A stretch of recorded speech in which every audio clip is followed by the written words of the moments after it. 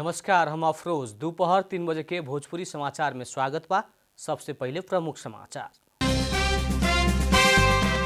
सत्तारूढ़ दल के 3 शीर्ष नेता बीच भेंटवार्ता, एमसीसी संसद में टेबल करे के विषय में छलफल। एमसीसी कौनो भी हालत में अनुमोदन होके पड़े के प्रधानमंत्री देउवा के अड़ान, कांग्रेस के सब नेता सब एमसीसी पारित करे के पक्ष में। नेकपा एकीकृत समाजवादी द्वारा स्थायी कमेटी बैठक आह्वान, समसामयिक राष्ट्रीय राजनीति आ चुनाव के तैयारी बारे छलफल होगी। यूक्रेन के संकट समाधान करेला कूटनीतिक मार्ग अभी भी बंद ना भइल, अमेरिका बेलायत के दावी, रूस के यूक्रेन पर आक्रमण ना करे के चेतावनी। आईसीसी टी20 विश्व कप खातिर होखे लागल ग्लोबल सनोट में करण केसी के स्थान में फास्ट बॉलर गुलशन झा के मिलल मौका।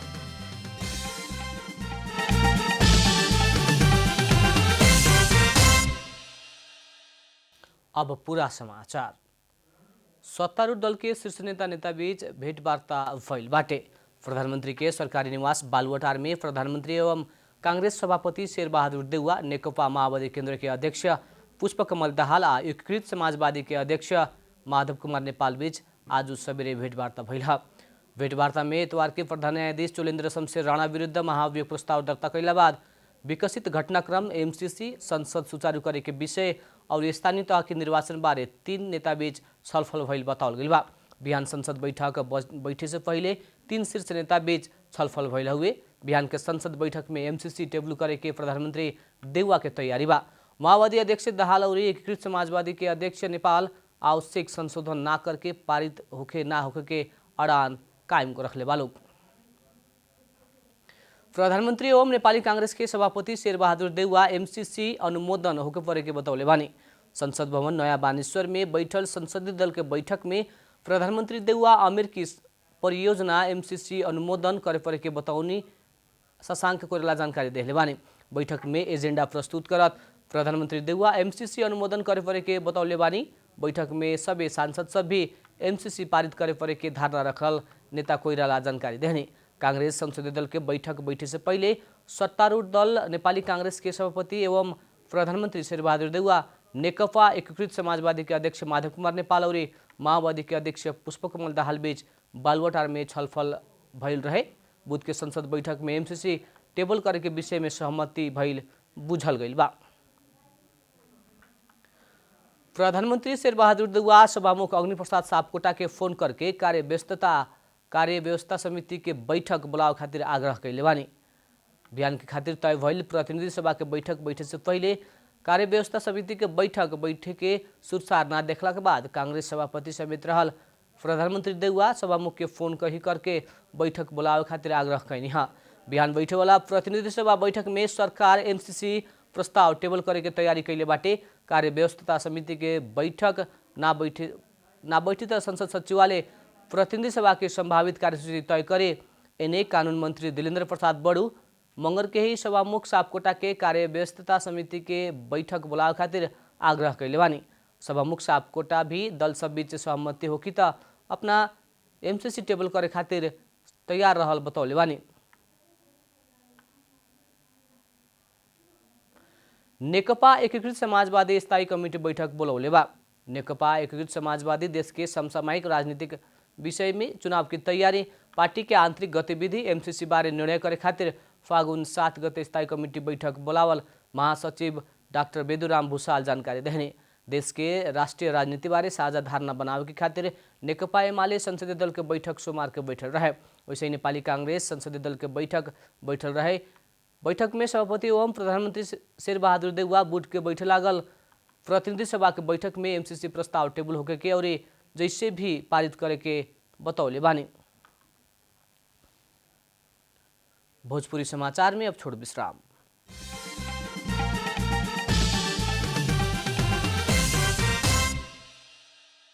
भोजपुरी समाचार में अब थप समाचार। लुम्बिनी प्रदेश सरकार आज प्रदेश स्थापना दिवस मना रहल बा। प्रदेश के स्थायी राजधानी दांग में स्थापना दिवस मनावे लागल हुए।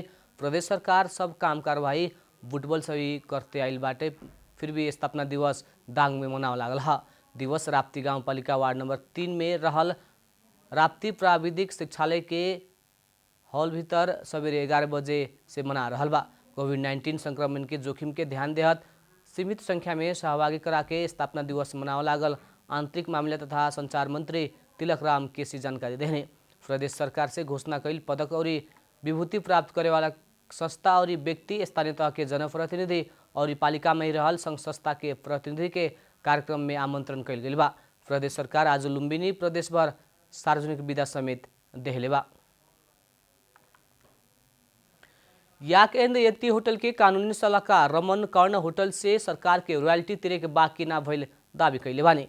कानून मंत्र सलाहकार कर्ण याक एंड यति होटल संचालन में अइला बाद से ही अभी तक रॉयल्टी तथा राजस्व वापत के रकम समेत तिरे के बाकी ना भइल बताउने हा।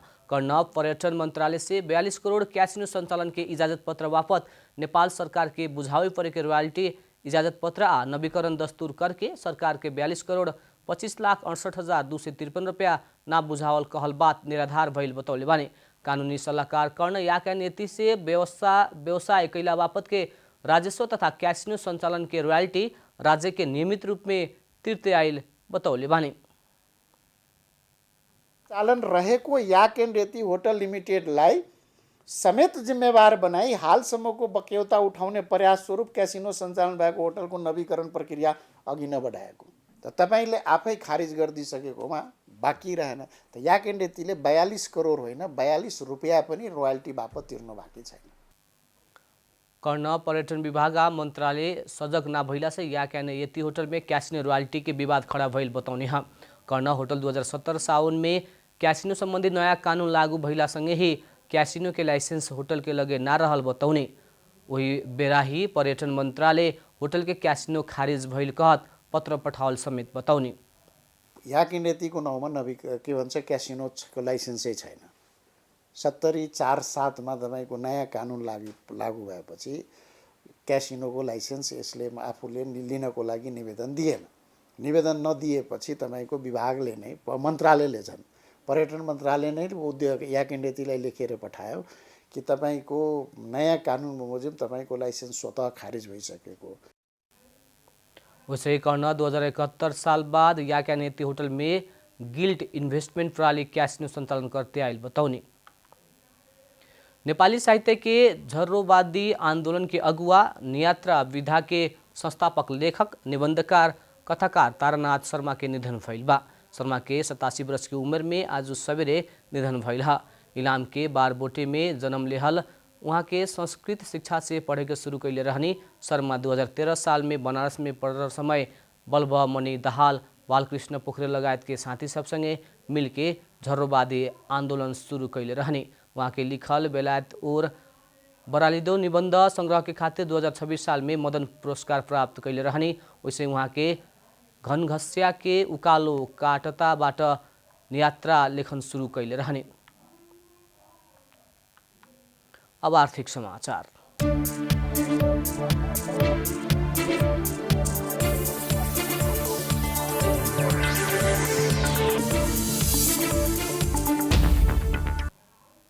पर्यटन मंत्रालय की सक्रियता के बाद कैसिनो सबसे लंबा समय से बक्यौता रहल रॉयल्टी बापत के रकम तिरे के शुरू कैल गइल बा।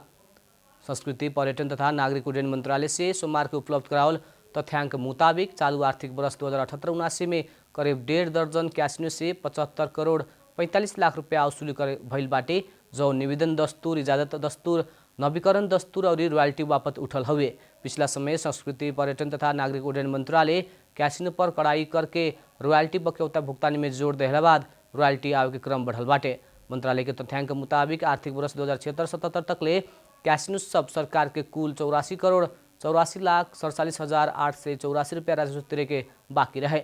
मंत्रालय के मुताबिक रॉयल्टी ना बुझावेला कैसिनो संचालक सबके निरंतर ताकेता और कार्रवाई करे के शुरू कैला बाद राजस्व उठे लागल है। भोजपुरी समाचार में अब छोट विश्राम।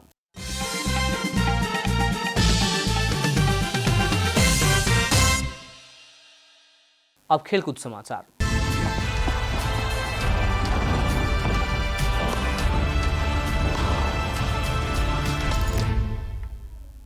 आईसीसी टी20 विश्व कप के खातिर होखे वाला ग्लोबल छनौट में ऑलराउंडर करण केसी के स्थान में तीव्र गति के बॉलर गुलशन झा के मौका मिलल बा।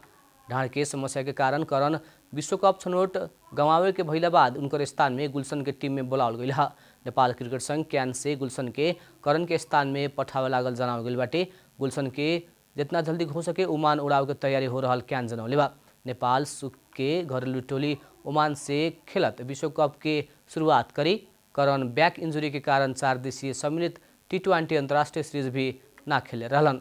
नेपाल 4 देश सम्मिलित T20 अंतर्राष्ट्रीय सीरीज में ओमान के 6 विकेट से हरावले रहे त यूएई से 25 और आयरलैंड से 16 रन से हारल रहे। अंक तालिका के अंतिम रह के यात्रा के अंत कैले रहे। अंतिम में प्रमुख समाचार फिर एक बेर। सत्तारूढ़ दल के 3 शीर्ष नेता बीच भेंटवार्ता। एमसीसी संसद में टेबल करे के विषय में छलफल। एमसीसी कौनो भी हालत में अनुमोदन होके पड़े के प्रधानमंत्री देउवा के अड़ान। कांग्रेस के सब नेता सब एमसीसी पारित करे के पक्ष में। नेकपा एकीकृत समाजवादी द्वारा स्थायी कमेटी बैठक आह्वान। समसामयिक राष्ट्रीय राजनीति या चुनाव की तैयारी बारे छलफल होगी। यूक्रेन के संकट समाधान करेला कूटनीतिक मार्ग अभी भी बंद ना भइल। अमेरिका आ बेलायत के दाबी। रूस के यूक्रेन पर आक्रमण ना करे के चेतावनी। आईसीसी T20 विश्व कप खातिर होके लागल ग्लोबल छनौट में करण केसी के स्थान में फास्ट बॉलर गुलशन झा के मिलल मौका।